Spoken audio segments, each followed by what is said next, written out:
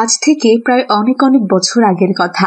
রসুলপুর মহল্লার বেশিরভাগ মানুষ ছিল মুসলিম, তবে তারা সেই মহল্লার হিন্দুদের সাথে মিলেমিশে বসবাস করত। শাবান মাসের প্রায় শেষের দিকে সব মানুষ রোজার চাঁদ দেখার জন্য অপেক্ষা করছিল। একদিন চুরি নিয়ে যান, চুরি রং বেরঙের চুরি আছে, ছোট বড় সবার জন্য নতুন ডিজাইনের সুন্দর সুন্দর চুরি আছে। আসুন আসুন মা বোনেরা, আসুন চুরি নিয়ে যান, চুরি। চুরিওয়ালার এমন হাক ডাক শুনে মারিয়াম, মিলি এবং তাদের মায়েরা বাইরে চলে আসে। মা, ও মা, ওই আঙ্কেলকে বলো না মা, আমাকে সুন্দর সুন্দর চুড়ি দেখাতে, আমি চুড়ি কিনতে চাই মা। মা, ও মা, ওই দেখো না মারিয়াম চুড়ি দেখছে, আমিও চুড়ি কিনবো, চলো না মা আমরাও গিয়ে চুড়ি দেখে আসি। এ কি বলছিস মা, তুই কিনা এখনই চুড়ি নিবি?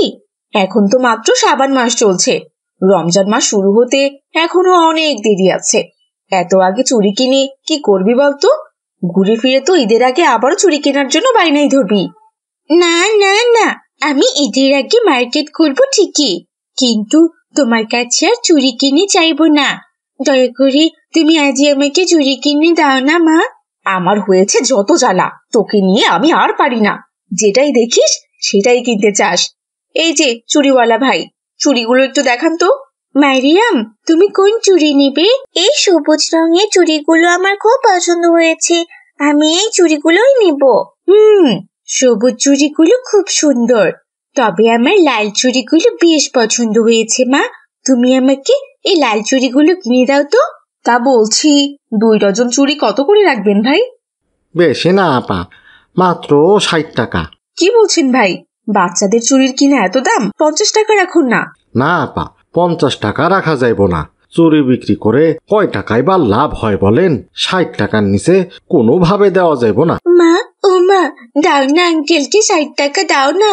আমি বুঝেছি তুমি আমাকে আজকে চুড়ি কিনে দিবেই না, কিন্তু আমি তো চুড়ি নিয়ে ছাড়বো। এই বলে মিলি সেই লাল চুড়িগুলো নিয়ে দৌড়ে গিয়ে ঘরের দরজা লাগিয়ে দেয়। এই মেয়েটার জেদ দিন দিন বেড়েই যাচ্ছে। আমি তো বললামই যে তোকে চুড়ি কিনে দেব, তবুও চুড়িগুলো নিয়ে এভাবে পালিয়ে যাওয়ার কি দরকার ছিল? হ্যাঁ, আজকে আসুক তোর বাবা, তারপর তোর বিচার করব। আপনি এখানেই দাঁড়ান ভাই, আমি আপনার টাকা নিয়ে আসছি। এই বলে রূপা ঘর থেকে টাকা নিয়ে এসে চুড়িওয়ালাকে দেয়। এদিকে সেই গ্রামের জমিদার ছিলেন আলাউদ্দিন। তার ধন দৌলতের কোনো কিছুর কোনো কমতি ছিল না, তবে তার একটা ছেলে ছিল যে কিনা মানসিক প্রতিবন্ধী। ছেলেটা ছোটবেলা থেকে একদমই হাসতো না, কান্না করতো না, কারোর সাথে কোনো কথা বলতো না, এমনকি তার বাবা মায়ের সাথে থাকতেও একদমই পছন্দ করতো না। সারাদিন একটা খেলনা নিয়ে মাটিতে বসে খেলা করত সে। ছেলের এমন অবস্থা দেখে জমিদার বেশ চিন্তায় পড়ে যান। জানো তো কালু, আল্লাহ তাআলার কাছে অনেক কান্নাকাটি করে একটা ছেলে পেয়েছি, কিন্তু আজ 5টা বছর হয়ে গেল সেই ছেলেটি আমাকে একটিবারের জন্য বাবা বলে ডাকেনি। ছেলেটার জন্য আমার মনটা ব্যাকুল হয়ে থাকে। তাহলে আপনি বলুন, আপনার ছেলের জন্য যদি আপনার মন এতটা ব্যাকুল হয়ে থাকে, তাহলে আমি মা হয়ে এই কষ্ট কিভাবে মেনে নিচ্ছি? আপনি দয়া করে কিছু একটা ব্যবস্থা করুন, যেন আমার ছেলেটা কথা বলে, আমার দিকে তাকিয়ে একটু হাসে। তুমি আমাকে এভাবে কেন বলছো বেগম? আমি কি চেষ্টার কোনো ত্রুটি রাখছি? শহরের এমন কোনো ডাক্তার নেই যার সাথে আমি আমার ছেলের বিষয়ে কথা বলিনি, কিন্তু সবাই বলেছে ও মানসিক প্রতিবন্ধী, ওর কোনো চিকিৎসা নেই। এখানে আমি কি বা করতে পারি? একমাত্র আল্লাহকে ডাকা ছাড়া এখন আমাদের হাতে আর কোনো উপায়ও নেই বেগম। আমাদেরকে এই বাস্তবতাটা মেনে নিতেই হবে। আল্লাহ তাআলা এমন শাস্তি দিলেন আমাদের, বলুন তো? না পারছি এই কষ্ট সহ্য করতে, না আর পারছি কিছু বলতে। হুজুর, আপনার এমন কষ্ট দেখে আমারও যে আর সহ্য হচ্ছে না। আজ কত বছর থেকে আপনাদের সাথে আমি আছি, আপনাদের সুখে দুঃখে সবসময় আপনাদের সাথে থেকেছি, কিন্তু কখনো আপনাদেরকে এভাবে কাঁদতে দেখিনি। এই প্রথম সন্তানের মঙ্গলের জন্য আপনাদের কাঁদতে দেখলাম। যদি কিছু মনে না করেন, আমি একটা কথা বলতে চাই হুজুর। কি আর মনে করবো কালু, বলো, তোমার যা ইচ্ছা হয় বলো। হুজুর, কালকে জমির খাজনা নিয়ে আসার সময় আমি জঙ্গলের পথ ধরে আসছিলাম, তখন দেখলাম এক হিন্দু সাধু বাবা জঙ্গলে বসে যজ্ঞ করছে। আমি শুনেছি ওই সাধু বাবা নাকি অনেক তন্ত্রমন্ত্র জানেন, অনেক ল্যাংড়া খোরা কানা তার কাছে গিয়ে আরোগ্য লাভ করেছে। আবার তিনি নাকি অনেক জটিল রোগের ওষুধও দেন। যদি আপনি একবার ওই সাধুর কাছে যেতেন তাহলে হয়তো তিনি কোনো উপায় বলতে পারতেন। না না কালু, এসব কিছুতেই হতে পারে না। আল্লাহ তাআলা ছাড়া অন্য কারো কাছে মাথা নত করে কিছু চাইলে বা তাকে বিশ্বাস করলে আমাদের ঈমান থাকবে না। রোগ যখন আল্লাহ তাআলা আমার ছেলেকে দিয়েছেন তখন তিনিই সুস্থ করবেন, এবং এটাই আমি বিশ্বাস করি ইনশাআল্লাহ। আমি কোনো অমুসলিম লোকের কাছে গিয়ে মাথা নত করে কথা বলতে পারবো না। আপনার পায়ে পড়ি, দয়া করে আপনি এমন কথা বলবেন না। আমার ছেলেটা যে বেঁচে থাকলেও মরার মতো হয়ে আছে, জীবন্ত লাশ হয়ে এই অবস্থায় বেঁচে থাকার ছেলেটার কোনো মানে হয় বলুন তো? হয় আপনি আমাকে ওই সাধুর কাছে নিয়ে চলুন, নয়তো আপনি আমাকে আর আমার ছেলেকে মেরে ফেলুন। আমি আর কষ্ট সহ্য করতে পারছি না। জমিদারকে বারবার বোঝানোর পরেও জমিদার কারো কোনো কথা শুনতে চাইল না। বাবার মন শক্ত হলেও মায়ের মন কিন্তু একদমই মানতে চায় না।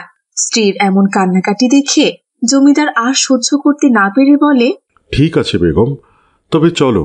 এরপর জমিদার তার ছেলে, বেগম এবং কালুকে নিয়ে গাড়িতে করে ওই সাধুর কাছে যাওয়ার জন্য রওনা দেয়।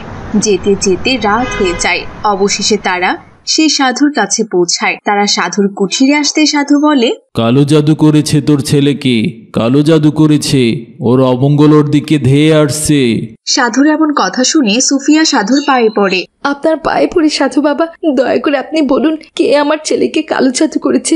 শুধু একবার তার নামটা বলুন, আমি জানতে চাই। তোর খুব কাছের আত্মীয় তোর ছেলেকে কালো জাদু করেছে, তার নাম আমি বলতে পারবো না, তবে তোর ছেলেকে দ্রুত চিকিৎসা না করালে সে মারা যেতে পারে। এইভাবে বলবেন না সাধু বাবা, দয়া করে আপনি আমার ছেলের চিকিৎসা করুন আর ওকে কালো জাদু থেকে মুক্ত করুন। তোর ছেলেকে সুস্থ করতে হলে চাঁদের চুন প্রয়োজন। সামনে রমজান মাস আসছে, রমজানের চাঁদ দেখা দেওয়ার আগেই তোর ছেলেকে চাঁদের চুন খাওয়াতে হবে, আর তার জন্য তোদেরকে চাঁদ চুরি করে আনতে হবে। জমিদার এতক্ষণ চুপ করে থাকলেও এবার সে আর চুপ করে থাকতে পারল না। সাধুকে জমিদারের খুব একটা সুবিধার বলে মনে হলো না। সে বলে ওঠে, চাঁদের চুন আমরা কোথায় পাবো? চাঁদ তো আমাদের পৃথিবী থেকে অনেক দূরে। চাঁদকে আবার কিভাবে চুরি করব? এমন গাঁজাখুরি কথা তো এর আগে কখনো শুনিনি। হা হা হা হা হা, তোদের কাছে মনে হতে পারে চাঁদ অনেক দূরে, কিন্তু আমার কাছে চাঁদ আমার সন্নিকটে। আমি চাঁদের চুন এনে তোর ছেলেকে সুস্থ করতে পারি, তবে তার জন্য তোর অর্ধেক সম্পদ আমার নামে লিখে দিতে হবে। কিন্তু এটা তো অসম্ভব। আপনি কোনো চিন্তা করবেন না বাবা, আপনি আমার ছেলেকে সুস্থ করে দিন। আমি আপনাকে অর্ধেক না, আমাদের পুরো সম্পত্তি লিখে দিব। দয়া করুন বাবা। এসব তুমি কি বলছো সুফিয়া? না না, এটা আমি মানতেই পারবো না। জমিদারের কথায় সুফিয়া অনেক কান্নাকাটি করতে থাকে। স্ত্রীর কান্নাকাটি দেখে জমিদার আর না করতে পারে না। সেও সাধুকে তার অর্ধেক সম্পত্তি লিখে দিতে রাজি হয়ে যায়। এরপর তারা সাধুর কুঠিরের সামনে অপেক্ষা করে।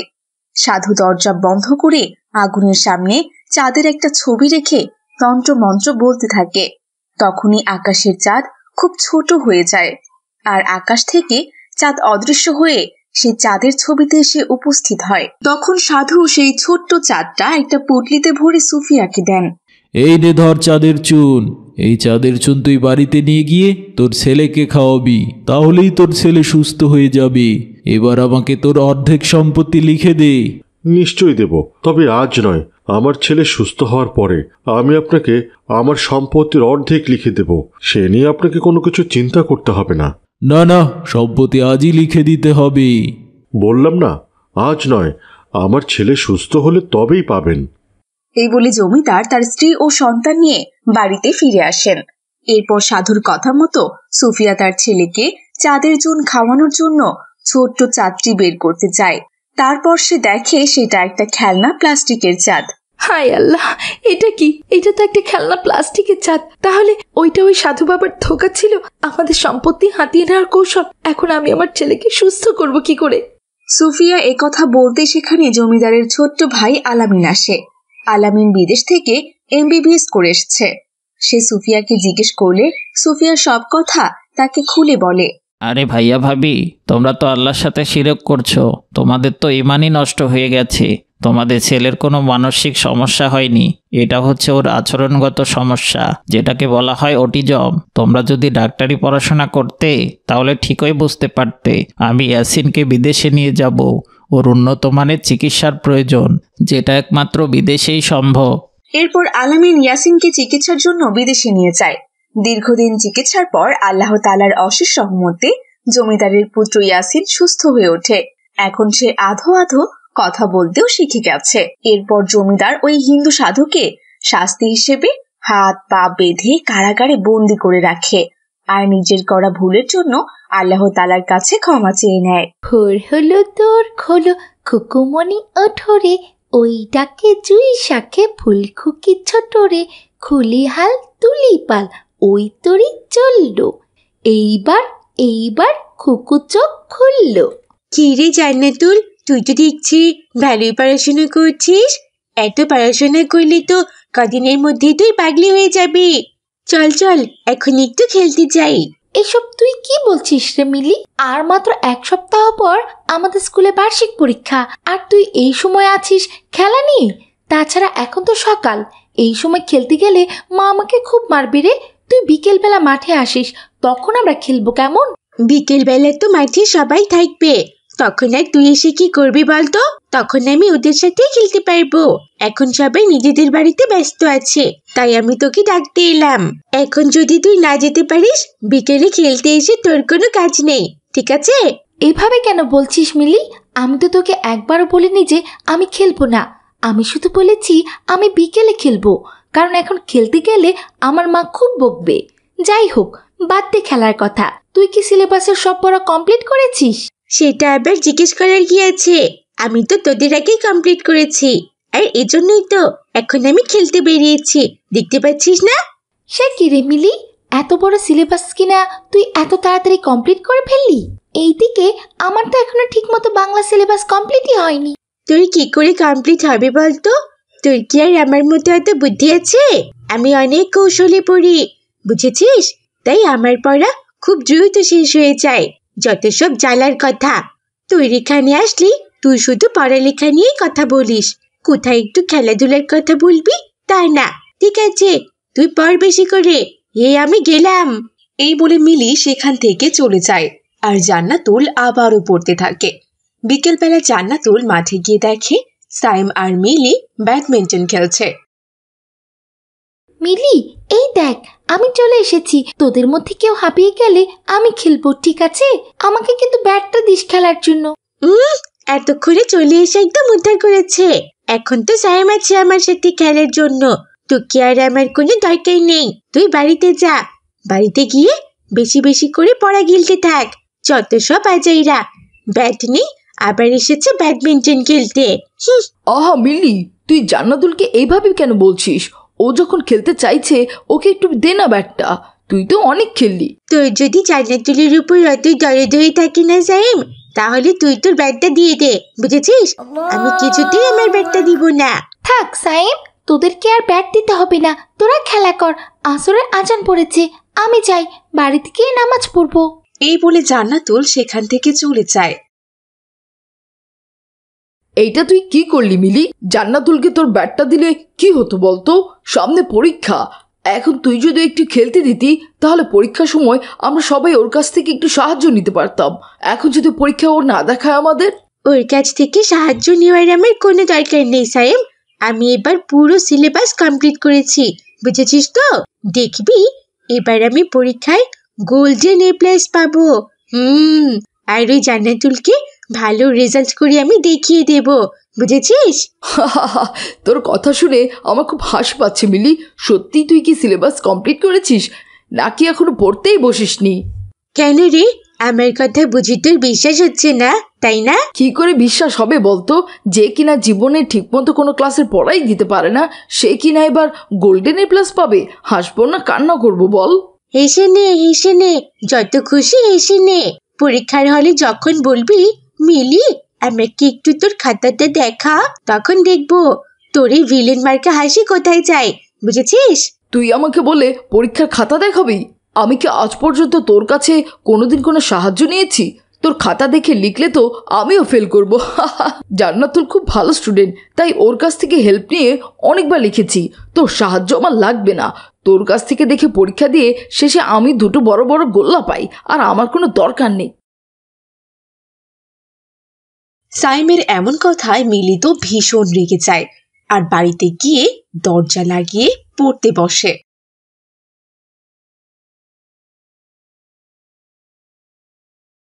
মিলি, মিলি, দরজাটা খোল মা। এই দেখ, তোর জন্য গরম গরম দুধ নিয়ে এসেছি। আহা মা, আমাকে এত বিরক্ত করি না তো। আমি পড়তে বসেছি। তুমি দুধটা টেবিলের উপরে রেখে দাও, আমি না হয় পরে খেয়ে নেব। তোমার দরবারে লাখ লাখ শুক্রিয়া। যে মেয়েকে আমি মেরেও পড়তে বসাতে পারিনি, সে মেয়ে কিনা আজ নিজে থেকে পড়তে বসেছে। শুকুর আলহামদুলিল্লাহ। এই বলে রূপা টেবিলের উপর গ্লাসটা রেখে সেখান থেকে চলে যায়। এদিকে মিলি বেশ কয়েকদিন ঘর থেকে বেরই হয়নি, কারণ সে ছোট ছোট কাগজের টুকরো করে সেগুলোতে ছোট্ট করে প্রশ্নের উত্তর লিখে পরীক্ষার জন্য রেডি করে রাখছে, যাতে করে সে পরীক্ষায় নকল নিয়ে যেতে পারে। আর এদিকে তার মা ভাবছে সে বুঝি খুব পড়াশোনা করছে পরীক্ষার জন্য। যাক বাবা, মোটামুটি সব সাবজেক্টের নকল আমার রেডি করা শেষ। এখন শুধু ইংরেজি সাবজেক্টটার নকল করা বাকি আছে। তাহলে এবার আমার গোল্ডেন A+ ট্যাগ গাইকে। সব টিচাররা তখন আমাকে জান্নাতুলের মতো করে আদর করবে। আর বাবা মাও তো বলেছে এবার A+ পেলে আমাকে একটা লাল রঙের সাইকেলও কিনে দেবে। রোজ আমি সাইকেলে করে স্কুলে যাব। কি মজা, কি মজা। এই বলে মিলি আবারও নকল করা শুরু করে। এভাবেই দিন কাটছিল। দেখতে দেখতে পরীক্ষার দিন চলে আসে। সবাই যথাসময়ে পরীক্ষা কেন্দ্রে এসে উপস্থিত হয়। শোনো বাচ্চারা, খাতা পাওয়ার পর সবাই সুন্দর করে নিজেদের নাম, রোল এবং শ্রেণী লিখবে, বুঝেছো? আর সুন্দর করে মার্জিন টানবে। কেউ কারো দিকে তাকাবে না কিন্তু, আর কোনো কথাও বলবে না, বুঝেছো? আমি যদি শুনেছি কেউ কারোর সাথে কথা বলেছো বা কেউ মাথা ঘুরিয়েছো, তাহলে কিন্তু সাথে সাথে খাতা নিয়ে রেখে দেব, বুঝেছো? এই বলে সাবিহা ম্যাডাম সবাইকে পরীক্ষার খাতা দেন এবং পরীক্ষা শুরু হয়ে যায়। সবাই যার যার মতো খাতায় লিখছিল। পরীক্ষার প্রায় আধা ঘন্টা পর সাবিহা ম্যাডাম বাইরে হাঁটাহাঁটি করছিলেন, আর এই সুযোগে মিলি নকল বের করে লিখতে শুরু করলো। মিলি যখন নকল বের করে লিখছিল তখন সাইম সেটা দেখে ফেলে। ম্যাডাম, ম্যাডাম, তাড়াতাড়ি এদিকে আসুন। এই দেখুন, মিলি নকল নিয়ে এসেছে। সাইমের এমন চিৎকার শুনে মিলি দ্রুত সে ছোট্ট ছোট্ট নকলের কাগজগুলো নিচে ফেলে দেয়। আর তখনই সেখানে সাবিহা ম্যাডাম এসে উপস্থিত হন। কি ব্যাপার মিলি, তুমি কি সত্যি নকল নিয়ে এসেছো? না না ম্যাডাম, আমি তো নকল নিয়ে আসিনি। ওই সাইমি নকল নিয়ে এসেছে জানেন। আর ধরা পড়ার ভয়ে কাগজগুলো আমার দিকে ছুরি মেরেছে। এই দেখুন। ও মিথ্যা কথা বলছে ম্যাডাম। আমি কোনো নকল নিয়ে আসিনি ম্যাডাম। একে তো তুমি নকল করেছো, তার উপর কিনা মিথ্যা কথা বলছো মিলি। সাইম যদি নকল নিয়ে আসতো তাহলে কি সে আমাকে কখনো ডাকতো? একদমই না। আমি তোমাকে এক্ষুনি এক্সপেল করে দিচ্ছি। তুমি আর কোনো পরীক্ষা দিতে পারবে না। সামনের বছর তুমি একই ক্লাসে থাকবে, বুঝেছো? দাও দাও, খাতা দাও তো, তোমার খাতা দাও। আর এখন তুমি বাড়িতে চলে যাও। আর হ্যাঁ, কালকে তোমার বাবা মাকে আমার সাথে দেখা করতে বলবে, ঠিক আছে? সাবিহা ম্যাডামের এমন কথা শুনে মিলি খুব ভয় পেয়ে যায় আর সে ভীষণ কান্না করতে শুরু করে দেয়। ম্যাডাম, এবারের মতো আমাকে আপনি ক্ষমা করে দিন। আমি আর কোনোদিনও পরীক্ষায় নকল নিয়ে আসবো না। পরের সব পরীক্ষাগুলোতে আমি মন দিয়ে পড়াশোনা করব। দয়া করে আপনি আমাকে ক্ষমা করে দিন ম্যাডাম। আমার বাবা মা এসব কথা শুনলে আমাকে খুব মারবে। দয়া করুন ম্যাডাম, আমাকে দয়া করুন। নিচে পড়ে থাকা সব নকলের কাগজগুলো আমি বাইরের ডাস্টবিনে ফেলে দিয়ে আসি। তবু আপনি দয়া করে আমাকে পরীক্ষাটা দিতে দিন ম্যাডাম। মিলির এমন কান্না দেখে সাবিহা ম্যাডামের মনে খুব মায়া হয়। ঠিক আছে, আমি তোমাকে পরীক্ষা দিতে একটা সুযোগ দিচ্ছি, কিন্তু এরপর থেকে আর কখনো তুমি নকল নিয়ে আসবে না, বুঝতে পেরেছো? শোনো সবাই, তোমরা কি জানো পরীক্ষায় নকল করা অনেক ভয়াবহ পাপ কাজ? পরীক্ষায় নকল করার মাধ্যমে মানুষ আল্লাহ তাআলার এবং বান্দার হক নষ্ট করে, কেননা আল্লাহ তাআলা আমাদেরকে মিথ্যা কথা বলতে নিষেধ করেছেন। আবার নবী করিম সাল্লাল্লাহু আলাইহি ওয়াসাল্লাম বলেছে, যে ব্যক্তি মিথ্যা কথা বলে এবং প্রতারণা করে সে আমার উম্মত নয়। এছাড়াও যে পড়াশোনায় খুব দুর্বল সে যদি নকল নিয়ে ভালো রেজাল্ট করে তাহলে সে ভালো ছাত্রের হকটাও নষ্ট করলো, কারণ সে নকল না করলে হয়তো ভালো ছাত্রটি তার অবস্থানে থাকতে পারত। এভাবেই সেই দুর্বল ছাত্র সবার সাথে প্রতারণা করলো। তাই আমাদের কখনোই পরীক্ষায় নকল করা উচিত নয়। ঠিক আছে বাচ্চারা, আশা করি আমি তোমাদের সবাইকে বোঝাতে পেরেছি। ম্যাডামের কথায় মিলি তার ভুল বুঝতে পারে এবং সে নিজে যতটুকু প্রশ্নের উত্তর পারে ততটুকুই খাতায় লিখে এর পরের পরীক্ষাগুলোতে মিলি ভালো করে প্রস্তুতি নিয়ে পরীক্ষা দিতে চায়। তো ছোট্ট বন্ধুরা, দেখলে তো পরীক্ষায় নকল করলে আমাদের কি কি ক্ষতি হয়। আমরা এমন জঘন্য কাজ কেউ কখনোই করব না। আজ তাহলে এখানে আমরা বিদায় নিচ্ছি। ভালো থেকো তোমরা ছোট্ট বন্ধুরা। আসসালামু আলাইকুম ওয়া রাহমাতুল্লাহ।